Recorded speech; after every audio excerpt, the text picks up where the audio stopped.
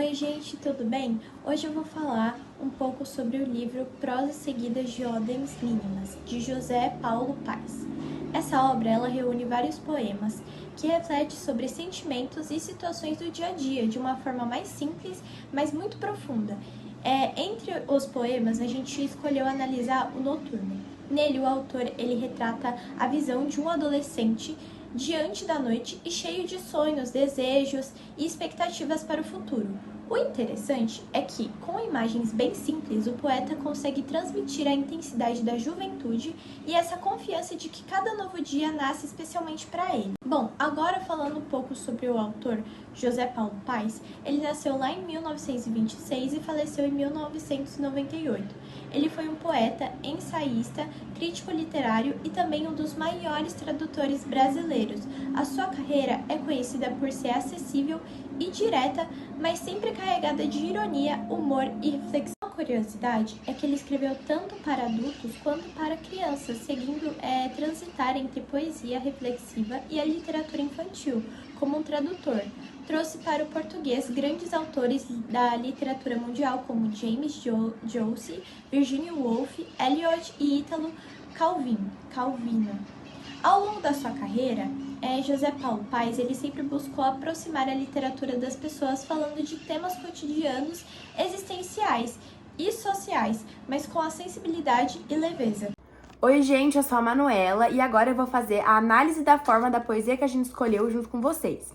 Então, vocês podem acompanhar a poesia pelo slide, eu vou ler aqui com vocês. O nome é Noturno, como a Isabela já falou. Vamos lá então.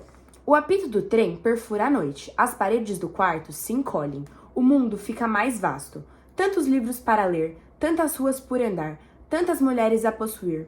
Quando chega a madrugada, o adolescente adormece por fim, certo de que o dia vai nascer, especialmente para ele. Então a gente já vê aí que é uma poesia com versos livres, né? Sem rimas, sem vírgulas. A gente tem sim os pontos finais. Isso traz uma ideia de corte brusco, de uma quebra, né? Então o apito do trem perfura a noite, ponto. As paredes do quarto se encolhem, ponto. O mundo fica mais vasto, ponto. Então isso traz uma ideia de um corte brusco, né? No meio da poesia. Isso reforça também a ideia da liberdade formal, que é bem presente aqui. Então, muitas vezes ele quebra frases que poderiam estar em prosas. Então, como eu falei pra vocês, ele tem a presença de versos livres.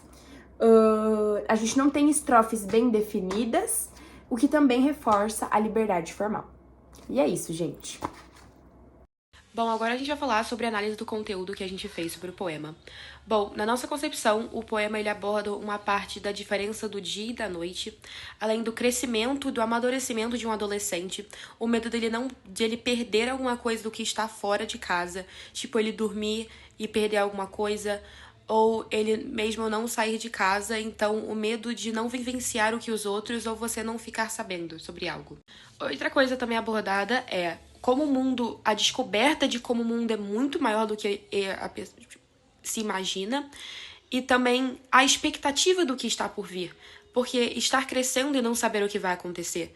Então, é uma expectativa e uma ansiedade de você não saber o que está acontecendo e o que está por vir. E agora eu vou fazer a interpretação da poesia que a gente escolheu, que se chama Noturno. Tô aqui com o livro em mãos e eu vou ler com vocês e interpretar. Então a gente tem o começo que fala: o apito do trem perfura a noite. Quando fala isso, né, a gente tem a ideia que algo foi interrompido. Então a gente tem uma interrupção aí, né? O apito do trem perfura a noite. Algo foi interrompido. Logo em seguida a gente tem: as paredes do quarto se encolhem e o mundo fica mais vasto. Quando ele fala, né, as paredes do quarto se encolhem, vamos pensar no sentido literal. Um quarto com as paredes se encolhendo.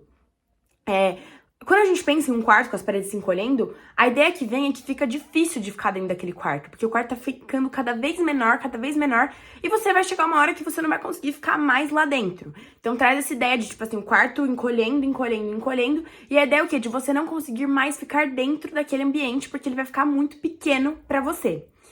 e o mundo fica mais vasto. E ele fala, né, que as paredes do quarto, elas acabam se encolhendo, mas o mundo, ele fica mais vasto, o mundo fica maior. Então, isso traz a ideia de você sair de um lugar pequeno, que no caso seria o seu quarto, que tá cada vez se encolhendo, e indo para um lugar mais vasto, que no caso seria o mundo, né? Então, essa ideia de crescer, de você sair de dentro do seu quarto, de dentro o lugar onde você passou sua infância, enfim, e ir pro mundo, né? Então, você crescer, essa ideia de você crescer, de ir para o mundo que está ficando mais vasto. E aqui também a gente consegue observar uma antítese, né? Que quando ele fala, né, que as paredes do quarto se encolhem e o mundo fica mais vasto, aí a gente tem uma antítese, porque a gente tem encolhem e vasto, são ideias diferentes, enfim. E essa é a primeira interpretação que a gente pode fazer. Agora eu vou interpretar com vocês a segunda estrofe dessa poesia. Então a gente vai ter: tantos livros para ler, tantas ruas por andar e tantas mulheres a possuir. Então a primeira ideia que passa, né, gente, é a vontade, a ânsia de viver experiências, de fazer tudo, né, gente? Então ele fala, né, tantos livros para ler, tantas ruas para andar, tantas mulheres a possuir. Então assim, é a vontade de fazer muita coisa, né? É a ânsia pelas experiências. Mas aí a gente fez uma interpretação um pouco mais a fundo. Então, quando ele fala aqui, né, tantos livros para ler. Então, geralmente, onde a gente aprende a ler? Na escola, né, quando a gente é criança. Então, ele pode estar fazendo aí uma referência à fase da infância, né, da infância da pessoa. Então, quando ela era criança, né, então a fase da infância. Quando ele fala tantas ruas por andar, a gente pode pensar na nossa pré-adolescência, né, na fase da pré-adolescência, que é quando a gente começa a sair do quarto, diríamos, né, ir para a rua, ir para o mundo, né, andar, enfim, e viver experiências. E depois a gente tem tantas mulheres a possuir, que daí já é uma pessoa mais velha, né? Que no caso seria o adolescente. Mesmo com 17, 18 anos, já seria aí o adolescente. Oi, gente! Agora a gente vai analisar a parte do poema que fala assim: quando chega a madrugada, a adolescente adormece por fim, certo de que um dia vai nascer especialmente para ele. Bom, nessa parte do poema, a gente pode reparar que o eu lírico, ele se refere como se fosse ao fim da adolescência dele, porque ele fala assim: quando chega a madrugada, a adolescência adormece por fim. Ou seja, em um determinado período da nossa vida, a nossa adolescência acaba. Tudo que a gente viveu, nossa fase de jovem, acaba. Daí, certo de que um dia vai nascer especialmente para ele. Ou seja, acabou essa fase da adolescência dele e ele espera que algum dia ele possa simplesmente dormir e voltar a ser como era antes, ele voltar a ser adolescente, voltar a ser jovem. A gente também pode perceber um tom de egocentrismo, porque ele fala certo de que um dia vai nascer especialmente para ele, como se a adolescência dele, as vivências que ele teve, ele fosse mais experiente que as outras pessoas de outra maneira. Mas é isso.